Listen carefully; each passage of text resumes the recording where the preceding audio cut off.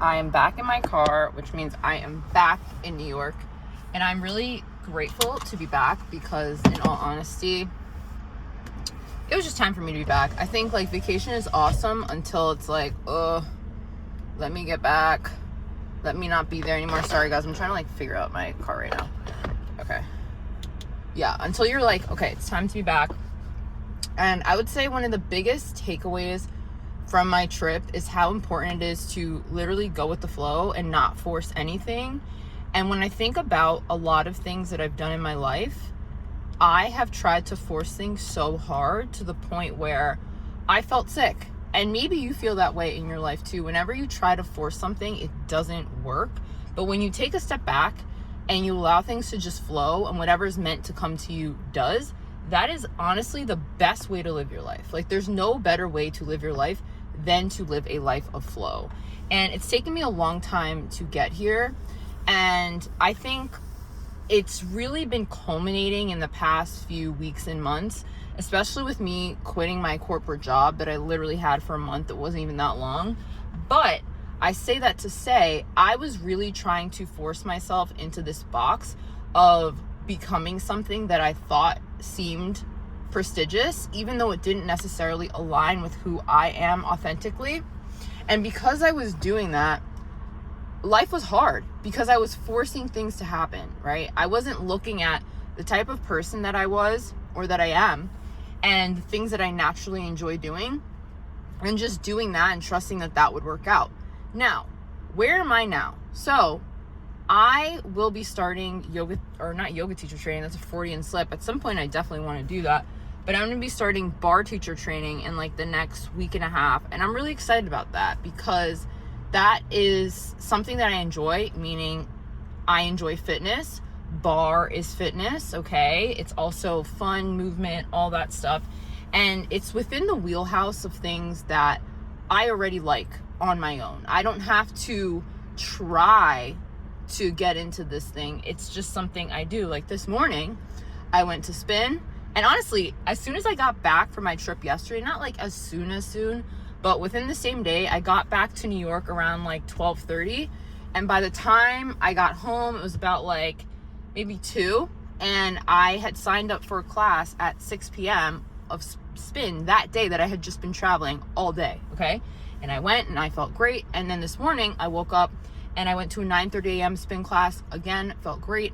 And then after that, I came home and then changed, like did some laundry and went back out and went on like a 4-mile walk run. Okay. Like I'm the type of person who likes to work out.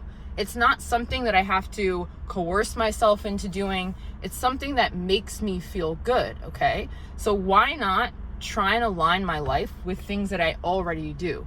Why not you align your life with things that you already do and trust that God is always taking care of you? Because if you believe that God is always taking care of you, God will always take care of you. And I think because people have a lot of limiting beliefs, have a lot of things that have been passed down generationally in terms of mindsets and ways of being, they are believing in things in the negative, meaning if you believe that you have to do things in order to get by, that's a belief that is going to hold you back from actually living your best life, all right? If you have addictions that have run in your family and people in your family are modeling it for you, you're going to have to really,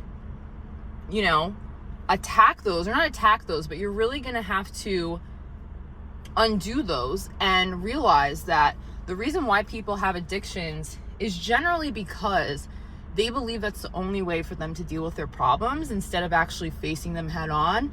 And one of the major things that I've been noticing ever since I got back, I'm like, damn, I don't know how I feel about a lot of things anymore because I don't really like how they make me feel. I don't really like how drinking makes me feel. I don't really like how smoking makes me feel. I don't really like how any of these things make me feel. I don't like how being around certain people makes me feel. I don't like how having this habit or doing this thing makes me feel. So why would I continue to do it? And when you start to question your own actions, you will start to uncover some things about yourself. And it'll also kind of make you look at your environment and think about how your environment influenced you to think a specific way. So that's one of the things that I've really been grappling with, to put it short. And one of the things that I was thinking about yesterday, actually, because my dad was like, oh my gosh, since you're kind of on your own journey, blah, blah, blah, you should get your notary. That way you can just call up someone and like get easy jobs, blah, blah, blah, blah. Like, since you're on your hustle thing. And I had a moment where I was like, I don't actually want to hustle. I don't like hustle culture. And I think I've been stuck in it, like many of us have been stuck in it for so long. And hustle culture doesn't actually do anything for you. Like, if you're constantly hustling, where do you have time for yourself? Where do you have time to rest, to reflect, to think about whether or not what you're doing even aligns with who you are as an individual? And that's why I said to my dad pretty immediately, I was like, honestly, you do you, I'll do me. And why don't you keep that to yourself? I'm not going to tell you how to live your life. You don't tell me how to live my life. And we'll just keep it there. And I think you have to kind of draw a line in the sand sometimes with people, because otherwise they will overexert themselves in your life and try to tell you how to live your life. And it's like, bro, if you want to do that, you go and do that. I'm not you. I will figure it out. I have a plan that's loosely coming together that I'm not sharing with everybody, because I've learned over time, don't do that. Don't do that. Don't do that. Because every time I tell a plan to people, somehow my plan blows up in my face. And I think it's because a lot of people, even if it's a subconscious thing, sometimes they genuinely don't want you to do better than them, because they don't think certain things are possible for them. So they are also not going to think certain things are possible for you either. And it's not a thing that is malicious. Sometimes it is, but I think most of the time it is just the way people have been socialized. The beliefs that they've had throughout their lives, that they've cultivated from their family members, that they have just decided not to, rethink, or what's the word? It's just things that they've never really thought about, and they've never really considered maybe there's a better way. So sometimes you can't share big dreams with small-minded people. And not to say that in a disrespectful way, because I genuinely don't think any person is better than another person. I really just think that some people think bigger than others. And if you're a person who thinks big, you can't share your dreams with people who are thinking smaller than you, because they're naturally going to want to speak doubt into your life. And you can't allow that. If you want to get somewhere in life, you can't be around those type of people. You can't be around insecure people either. And I was actually thinking about this earlier. I'm always doing thinking, aren't I? And when I was at my job at James Perse, many of the people that I was around were very insecure. And I remember saying things about like what I desire and this and that, and thinking it was a safe space for me because they were smiling in my face. But over time, it was revealed to me that many of these people were actually threatened by the fact that I was secure in myself, because they were insecure. And that's another thing. You cannot hang out with insecure people if you are a secure person, because they will cast doubt in your life and try to project insecurity onto you so that you become insecure. And obviously, if you allow those people to get you to be insecure, then you weren't as secure as you thought. But if you're able to rise above that, which I was able to do, and you're able to get yourself back on the right track, then it actually proves to them that, or actually no, it proves to yourself that you are more secure in yourself than you may have originally thought, and that you should also only be around other secure people, okay? Like, this is why there's that saying, birds of a feather flock together, because when you are a specific type of person, you have a certain lifestyle that you enjoy, you have certain hobbies that you enjoy, you're naturally going to start to hang out with these people because you're resonating on the same frequency versus hanging out with people who you don't resonate with. Why would anybody do that? No one does that. And even if you don't want to admit to yourself like that you are a specific type of way, your company that you keep is ultimately going to reflect back to you what's really tea with your life. You know what I mean? My grandmother always said this thing to me, and she still says it today. Show me who your friends are, and I'll tell you who you are. And it's so true. And I've been thinking about that in terms of who I want to hang out with, who I want to spend my time with, the types of things I want to be doing.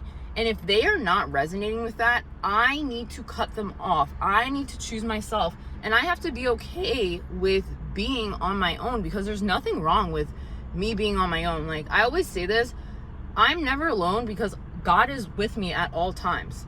Literally, all time. God is with you at all times too. So you never have to dim yourself and feel like you have to fit yourself into an environment just so you're not alone. And if you're there right now, I seriously empathize with you because I've literally been there. There is just going to you're going to get to a point where you recognize that sometimes you have to isolate yourself in order to elevate. And not sometimes, always. You always have to isolate yourself if you want to elevate yourself, because you're not going to really be able to cultivate your strong sense of self while being a part of a group. All right.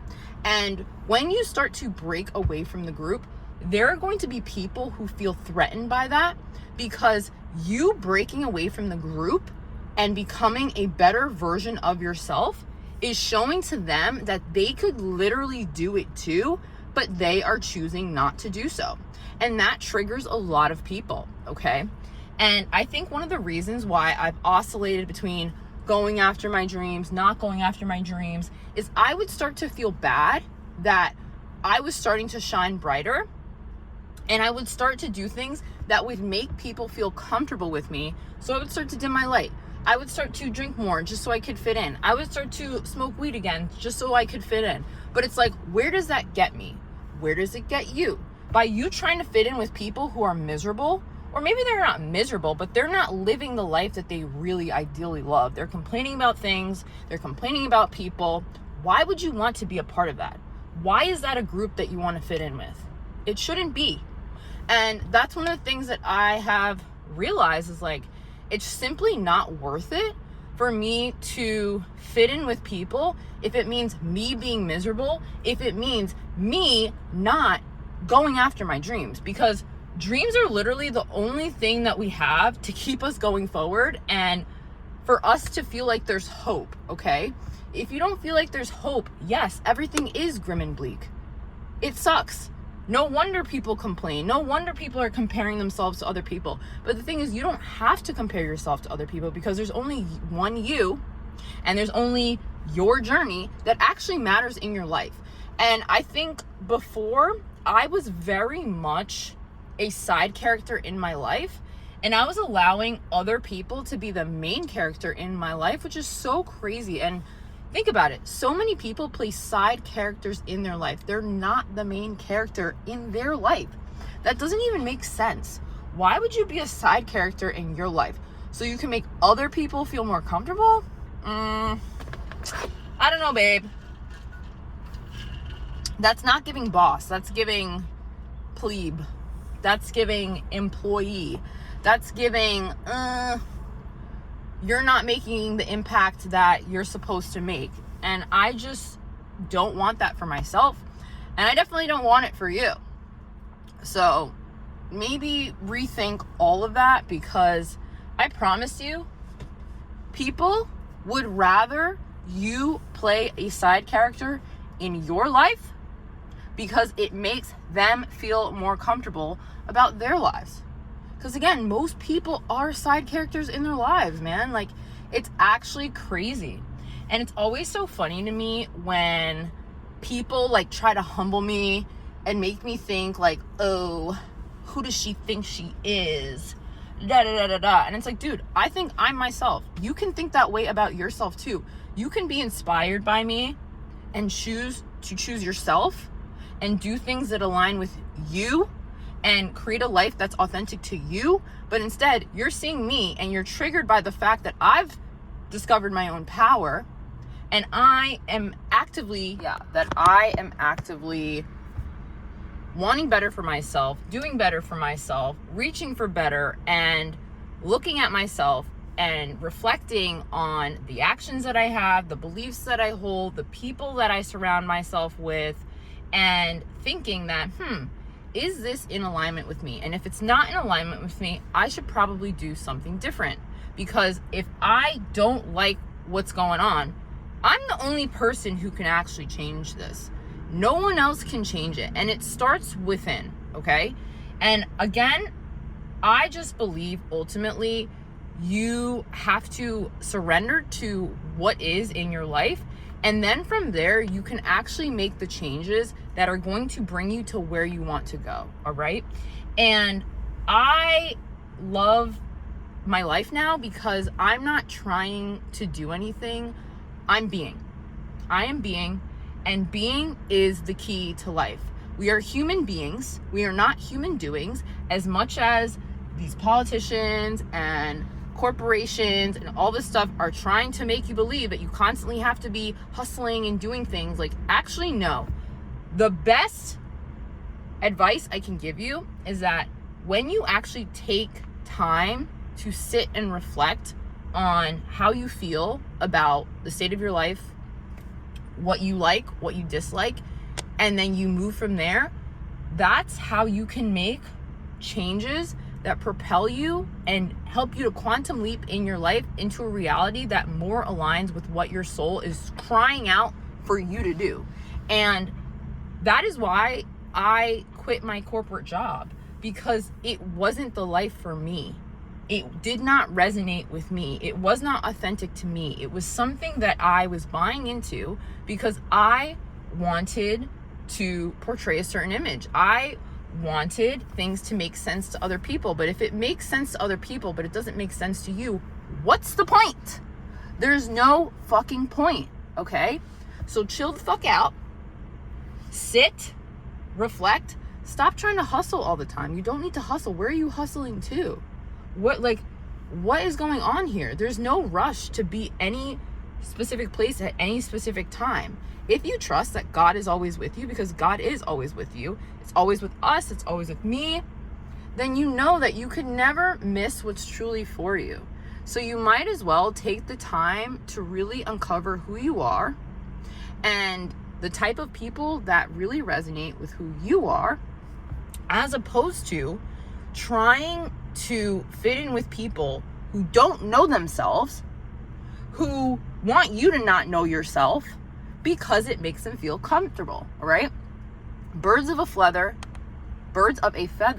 flock together, and you want to be with the people who are authentic in their expression of themselves, because that is something that is inspiring. It's not inspiring to be around people who are talking bad about people, who are complaining about their lives, who are drowning in their sorrows, who are just honestly not the most happy people. Like, happy people are the best people to be around. And happiness is a choice, literally. You can either decide to be happy or you can decide to not be happy. And most people choose to not be happy. Why? Because they don't actually want to do the internal work that it takes for them to get to that place where they recognize who they really are and what makes them happy, bro. Like, and it's not that things are going to make you happy or people are going to make you happy. It's really being yourself that makes you happy. Because again, we are human beings. We are not human doings. You are not going to get any sort of validation that is truly going to fill your soul from doing things that make people see you in a certain light.